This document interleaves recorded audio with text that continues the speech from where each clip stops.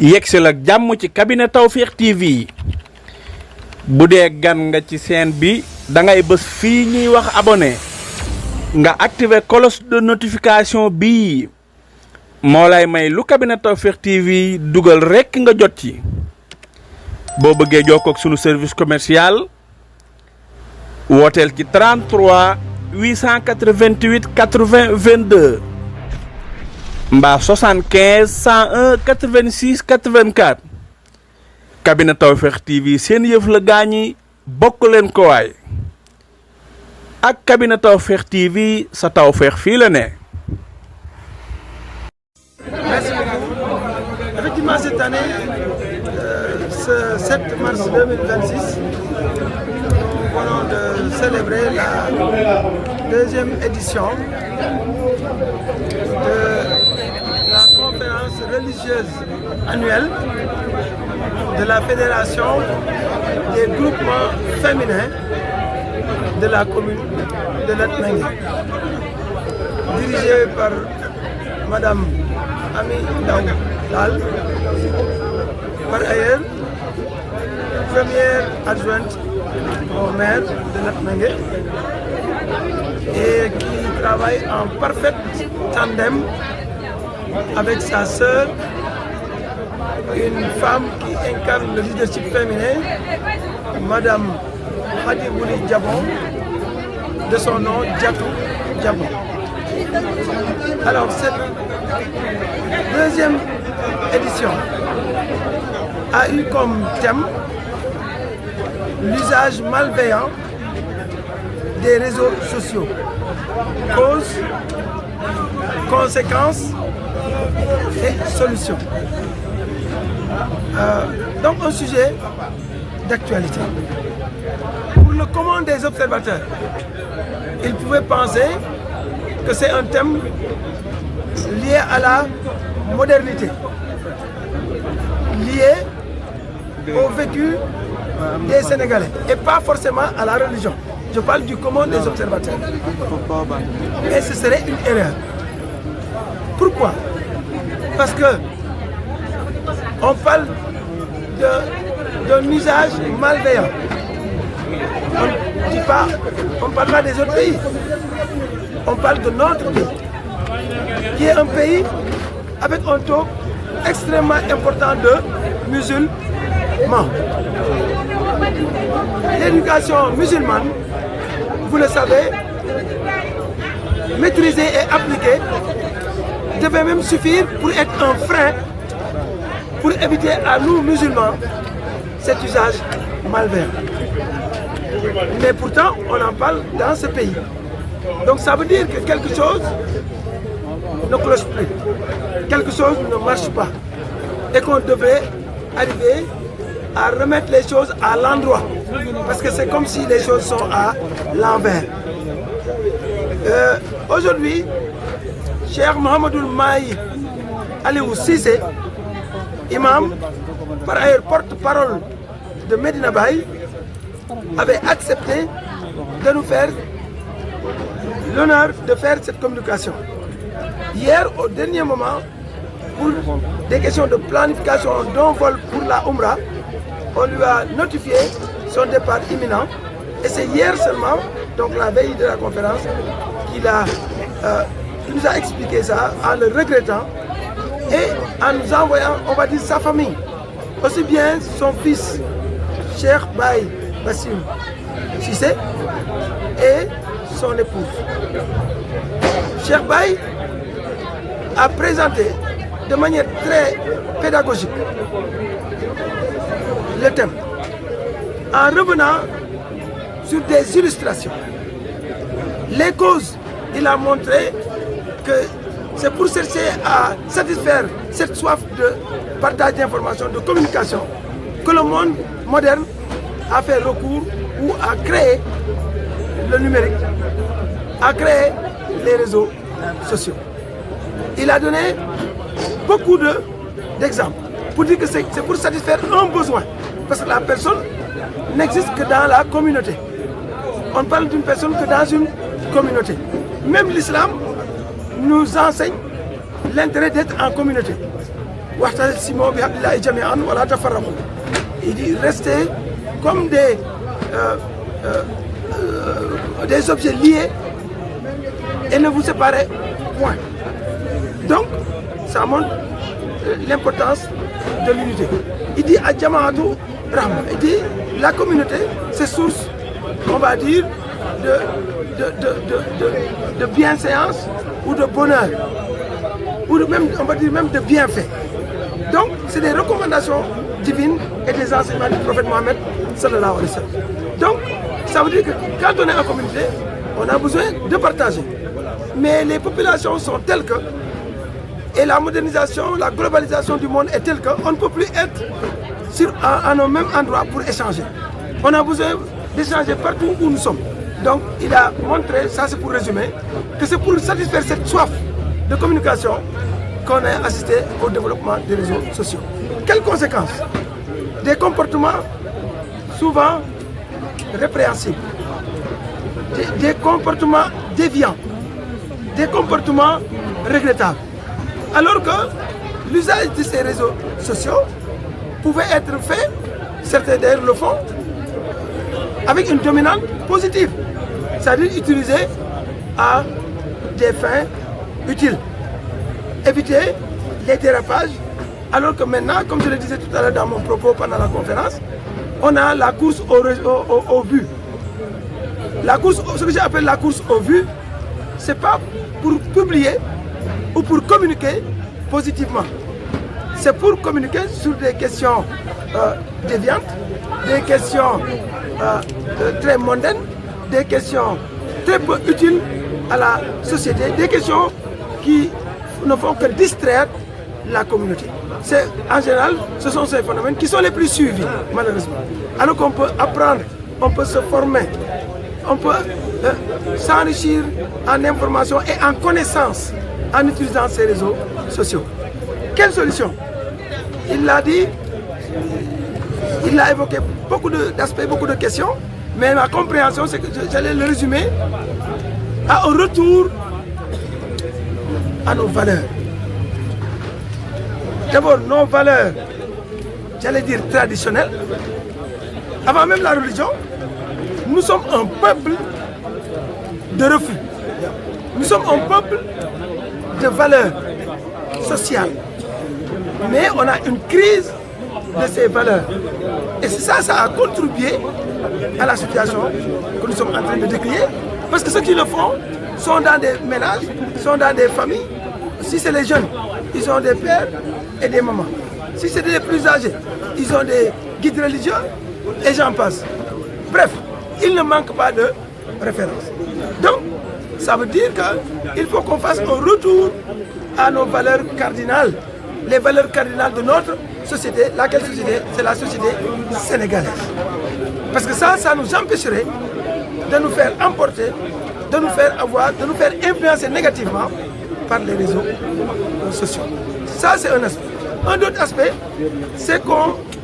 retourne aussi à une pratique plus orthodoxe,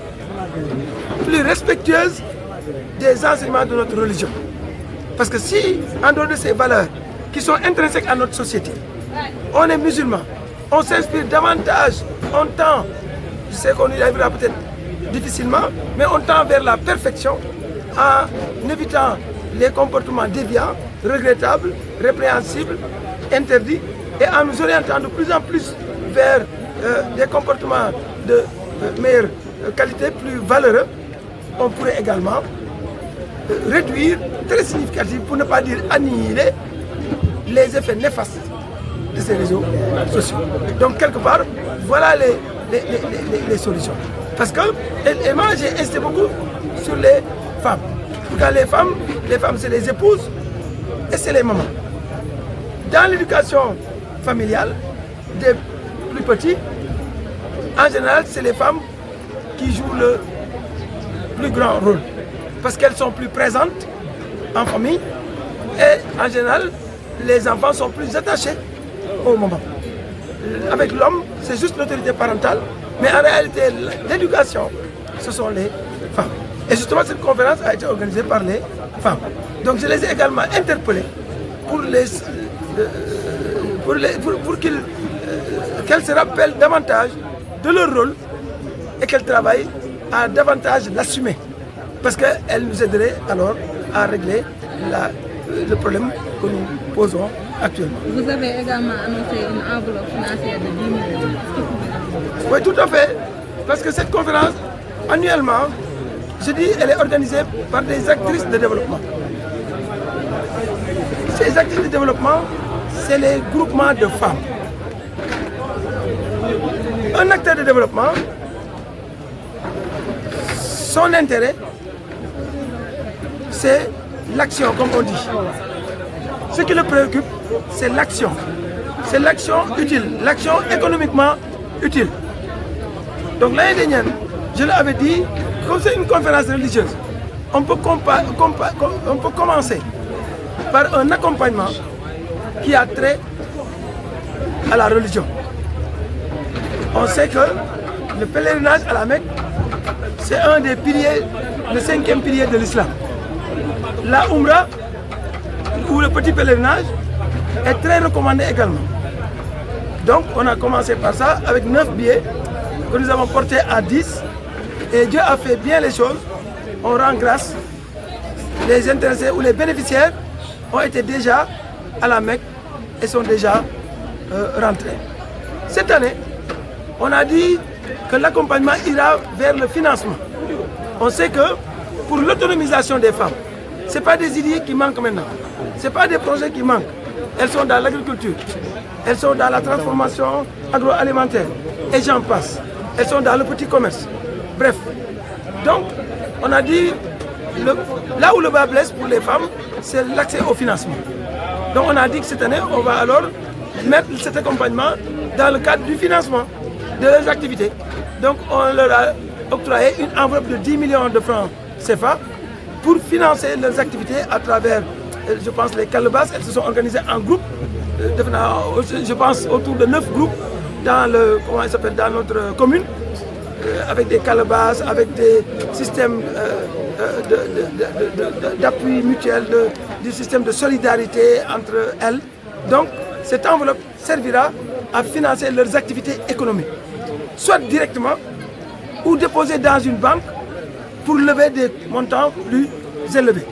Je pense qu'une structure comme le FONGIP, c'est un exemple que je donne,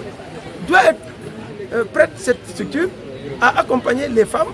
avec un dépôt dans un compte qui pourrait leur permettre de mobiliser beaucoup plus d'argent. Mais au moins, s'ils n'arrivent pas à prendre un crédit aussi, cet argent c'est une subvention à 100%. On attend, ce n'est pas un prêt.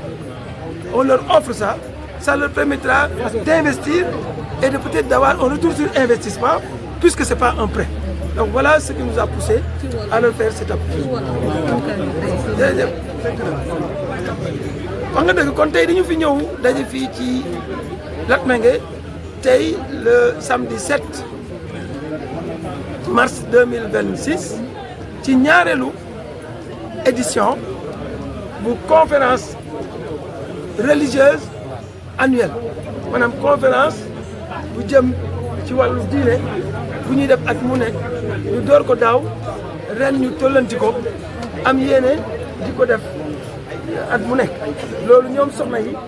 nekk ci groupement defe naa téeméer lañu ak juróom-ñaar fukki groupement ak juróom-ñeent 179 su ma juum ñoom ñoo nekk ci biir commune bi ñoom ñoo kuréelu def benn fédération ñoom ñoo def daje bi ren nag ñu jëloon benn thème maanaam at mu ne dafa am ci maanaam dars bu ñuy indi maanaam leçon bu ñuy indi di ci waxtaan am conférencier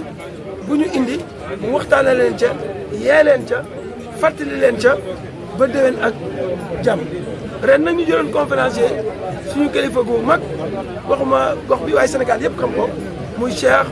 Mouhamadoul Mahi Aliou Cissé nekk imam waaye nekk aussi porte-parole bu Medina Baye yàlla dogal biig mu am wala démb ci bëccëg mu am notification ndax dafa nekkoon ci yoonu umra waaye date bi fixé guñ ko woon donc ci waroon na nekk mënoon na nekk démb mënoon na nekk tey comme mënoon na nekk ëllëg ñu won ko ni ko finalement réservation bi ci volu tey lay nekk mu woote de mu métti lu ko lool fi mu may wax jow nii ma nga Makka ci umra te yoon wi mënu ko woon a fomm ndax xam ngeen ne programme am dafa xat nee na génn réew mi sax jafe la ci moom ku nekk ku xam Medina Baye rek xam imaam Cheikh Mahi xam nga li mu teg kon bu amee buntu yu mel noonu léeg-léeg fomm ko du yomb mu yebal ñu nag ko nga xam ne mooy moom wala ñoo nga xam ne ñooy moom doom mooy Cheikh Baye Bass Cissé ak soxnaam ñu ñëw fii fekkee si daje bi doomam ànd ak délégation bu mag doomam jëlu ma leen di wax ni borom xam-xam bu mag la gox bi xam ko réew mi xam ko mu koy teewal fu nekk ci biir àdduna moo ñëwoon introduire thème bi ñu doon waxtaanee lan ñu doon waxtaanee li ñuy wax réseaux sociaux te ngeen xam ko yéen ñëpp ku xam Facebook rek réseau social la ku xam ay Instagram wala yeneen yu ni mel réseau social maanaam ay penc la yu kenn dul gis sa morom maanaam penc bu àndul ak toogaay ndax bu ñëwee penc ma ana góor ga ñu ne mu nga ca penc ma boo demee ca garab ga gën a rëy ca dëkk ba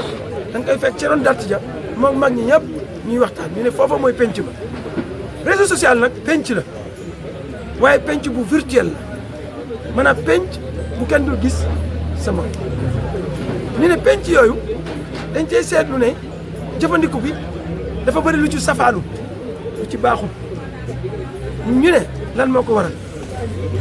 ñu ne lan lay jur ñu ne lan mooy saafara lii lañ doon waxtaan Cheikh Baye def ci waxtaan mu am solo ñu profité félicité ko encore une fois mu feeñal ni ci gàttal rek ndax mënu ma defaat conférence bi comme moom lim ci xam man xamuma ko ci waaye mu feeñal ni li cause développement réseau social mooy mar wala xiif wala bëgg-bëgg bu askan bi di bëgg fu mu toll ci di jokkoo ci nit ñi waa askan wi ci seen biir ñu koy wax communication te réew yi di yokku population yi di yokku jot di gën a ñàkk kon boo demoon ci dëkk ba ci suñu dëkk yi penc yi léegi gis ngeen ni muy vidé bu dul nawet ci yenn diir yi penc ma doo fa fekk lu dul ñaari pas peut-être ak benn jeune bu ñaar penc yi dañoo vide fi mu nekk ndax yëngu yi mel na noo nga xam ne nit ñi amatuñu toogatuñu ci dëkk yi bay mën a dem ca penc ma waaye teewul dañuy soxla di jokkoo ba mel ni ñu nga ca biir dëkk ba looloo waral adduna bi yëpp mel ni dafa nekk benn kër léegi wala dafa mel ni benn penc kon bëgg-bëgg boobu bëgg ñëpp mënatuñoo toog waaye nga ñi ñi soxla di jokkoo seen biir ci jamono ju ne nee na loolu boo ko tënkee moo waral développement réseaux sociaux ak aussi doomu aadama yi fu mu toll day bëgg a ci yokk xarañteefam bëgg a jóge ci lii jëm ci leneen ñu ne lu mu jur mooy jëfandiku façon yu nekk am na jëfandiku yu rafet waaye mu ngi mel ni moo gën a bëgg a néew ndax am na ñuy dem ci réseau yi di ci déglu xasaay am na koy ci déglu ci réseau di ci déglu waaraate am na koy dem ci réseau di ci déglu alxuraan am na ku ci dem di déglu conférence u Cheikh Ibrahim bi muy nekk ci àdduna waaye am na aussi te ñoo ëpp ñu ciy dem pour di déglu lu safaanu di xool lu safaanu ci ay image te nee nañ boobu moo ëpp wala boog loolu la niru wala boog mooy yàq ñu ne loolu la indi ba tax na léegi la nga dul ñemee wax ca penc ma ca dëkk ba léegi penc mu mag moom nga xam ne yaa nga nekk Patte d'Oie ca Ndakaaru loolu yaa ngi koy ñemee wax parce que sore nga pencum kër Ali Bassine gi nga dëkk yaa nga Patte d'Oie sore nga waa kër Ali nga ne li ma mënta wax ca pencum kër Ali naa ko wax fii ci Patte d'Oie fàtte nga ne mu ngi mel ni yaa ngi kër Ali ndax réseau social daa mel ni benn dëkk kon loolu la jur ñu ne lan mooy saafara bi ñu ne boo ko tënkee mooy ñu delluwaat ci démb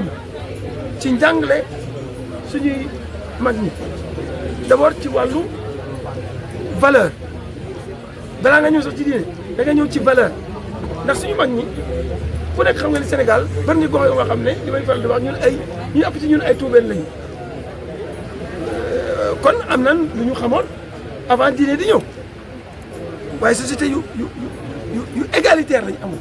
ay société yu solidaire maanaam jàppal ma jàpp di yërëmante di jàppalante ñoo ëlbati fii suñu kaw gi rek ku nekk xam nga ñu ngi gontali diw ñu ngi xëyali diw te diw la ñu may am xëy loolu lan la loolu du dimbalante gis ne am na tool waaye njabootam xëy na néew nañu doole bariwul loxo woowul kenn ñu toog gisal suñu bopp ne diw war nañ ko béyali ñu xëy dem béyali ko mais loolu est-ce que diine moo ñu ko jàngal déedéet loolu dañ koo mas a xam far mu dëppoog nag ne wàllu solidarité jàppal ma jàpp bii diine woote ànd nag loolu kon xam nga avant diine suñu société yi ak suñu ethnie yi am nañu ay valeur yu ñu moomal suñu bopp ñu ne nañ dellu ci valeur yi buñ ci delloo lii dina wàññeeku nañuy delloo ci valeur yooyu mooy ñu inculquer ko maanaam ñu dugal ko ci xale yu ndaw yi ndax lii ñuy jàmbat ci réseaux sociaux yi nag ku la ne fii ak juróomi at fukki at la fiy jógee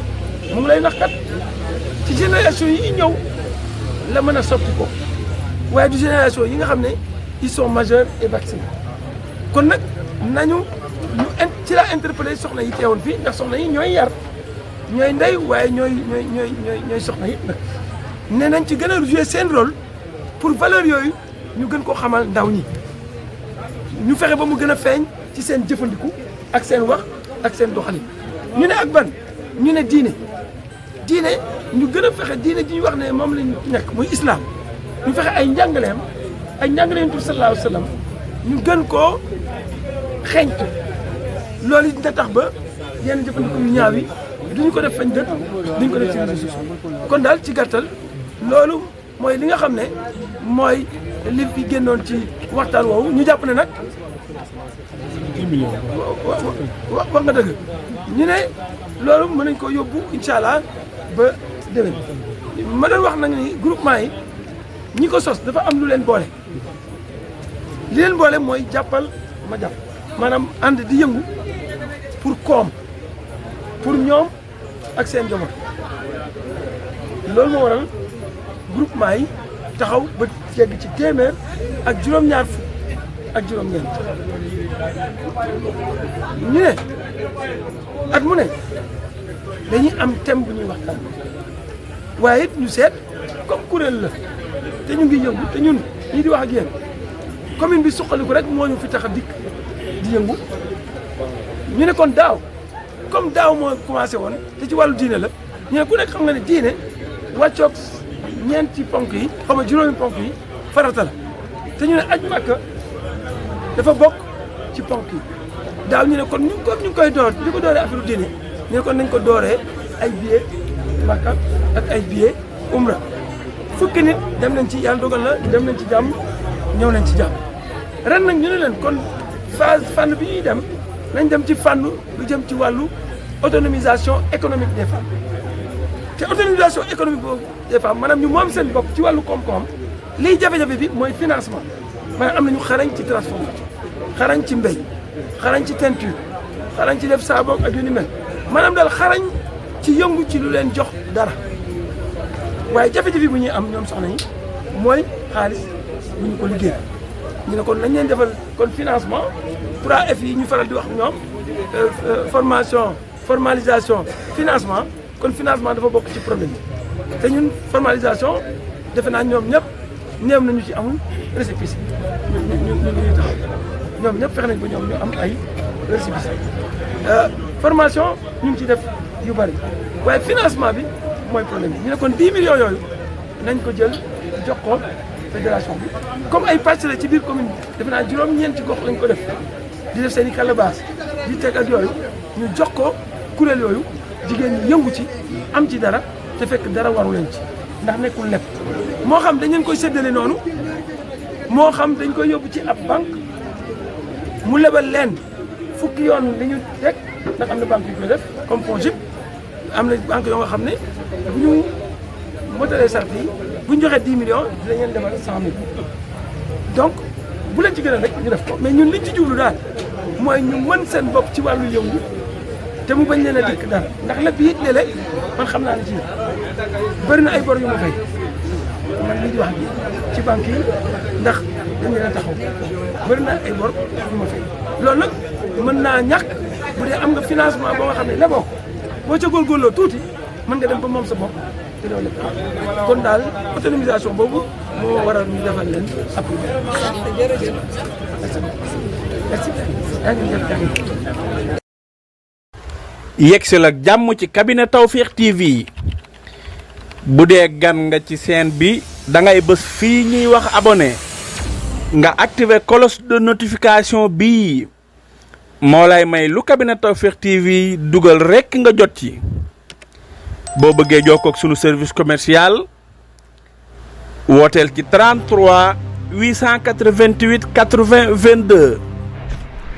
mbaa 75 101 86 84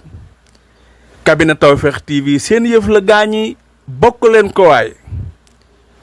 ak cabinet Tawfekh TV sa tawfeex fii la ne